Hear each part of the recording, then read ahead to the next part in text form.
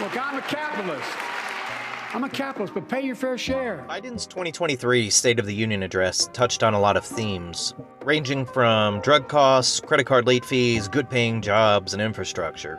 Biden talked about capping the price of insulin at $35, as opposed to fully subsidizing it so the 1 out of 10 Americans with diabetes will never be priced out of life-saving medicine. Biden talked about replacing poisonous lead pipes so every child in America can drink the water instead of having permanent damage to their brain. We're also replacing poisonous lead pipes that go into 10 million homes in America. 400,000 school and child care centers. So every child in America can drink the water instead of having permanent damage to their brain. A sentence that sounds like it came straight from the writers over at The Onion. And in a truly revolting display, the same man behind the racist 1994 crime bill invited the family of Tyree Nichols to attend while he talked about the importance of reforming police departments, which have apparently made it a yearly tradition to brutalize and kill as many unarmed black men as possible.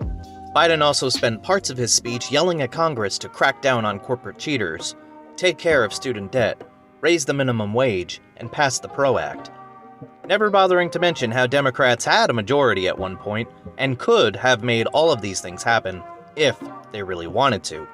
To maintain the illusion of a two-party system, the State of the Union also witnessed Republicans yelling "liar" at the president, booing him, and other such theatrics. Some Republicans want Medicare and Social Security to sunset. I'm not saying it's a majority. Let me give you, anybody who doubts it, contact my office. I'll give you a copy of the proposal. That means Congress doesn't vote. Well, I'm glad to see you. No, I tell you, I enjoy conversion.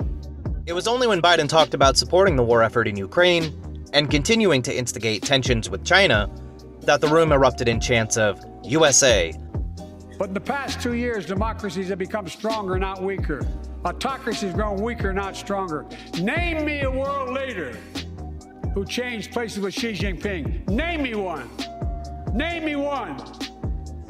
America's rallying the world to meet those challenges, from climate to global health, to food insecurity, to terrorism, to territorial aggression.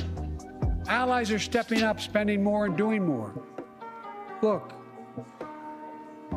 the bridges we're forming between partners in the Pacific and those in the Atlantic, and those who bet against America are learning how wrong they are.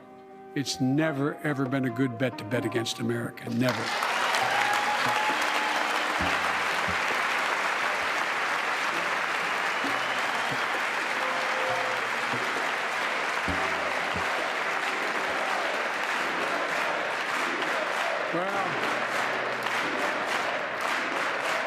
And yet it's strange that Biden spent such little time talking about foreign policy, considering his administration has been so busy using taxpayer dollars to lay the groundwork for a third world war.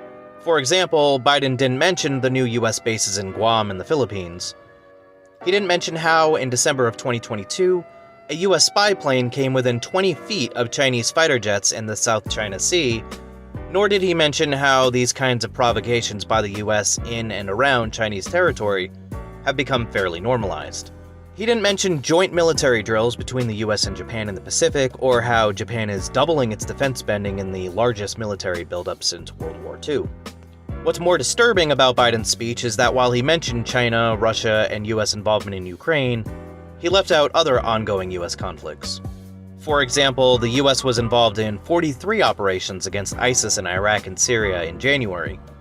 As of 2022, there were still at least 2,500 US troops in Iraq, and Stars and Stripes reported in December that the US military and partner forces launched hundreds of operations against ISIS that year in Iraq, as well as in Syria, where US troops have been accused of looting the country's oil. President Trump even admitted that this is why US troops are still in the country, saying in 2019 that the US military is in Syria only for the oil. In 2020, a former senior Trump administration official told Foreign Policy that, quote, "We have to stay in Syria and make sure the oil flows because of a US-backed deal with the Kurds to develop oil fields." This past January, a US base in Syria was attacked with drones, which was, of course, blamed on Iran. And speaking of Iran, the Pentagon's Nuclear Posture Review, or NPR, admitted that Iran is not pursuing a nuclear weapon, writing in their 2022 report that the country, quote, does not possess a nuclear weapon and is not pursuing one. Regardless, Biden has inflicted new sanctions on the country, prompting the executive director of the Quincy Institute for Responsible Statecraft to point out how the president is, quote, continuing and embracing Trump's max pressure policy while expecting a different result.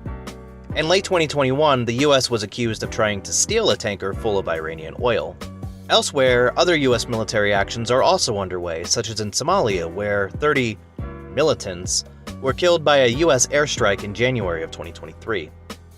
That same month, a suspected US drone strike killed 3 alleged al-Qaeda members in Yemen, where the US has backed the Saudi-led coalition in a conflict that has killed at least 377,000 people, most as a result of starvation and disease.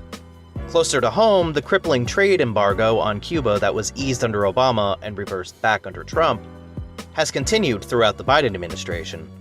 In late 2022, every UN General Assembly member voted in favor of a resolution condemning the embargo, with only 2 votes against it coming from the US and Israel. I don't think Biden's lack of foreign policy discussion was a coincidence. It has become a long-standing tradition in American politics and in American media to never mention the provocations that lead to wars, and to only ever cover the reactions to such provocations. We hear about North Korean launches, but never hear about the US-South Korean military drills that are provoking them. We hear about attacks on US troops in Syria, but never hear about why those attacks are happening or why US troops are even there still. We hear about Chinese and Russian military buildups, but rarely hear about the US military buildups in Europe and the Pacific driving them. Leaving Americans in the dark about foreign policy allows them to be exploited when there is a reaction to these policies, and it appears as though this was the Biden administration's mentality when drafting their 2023 State of the Union address.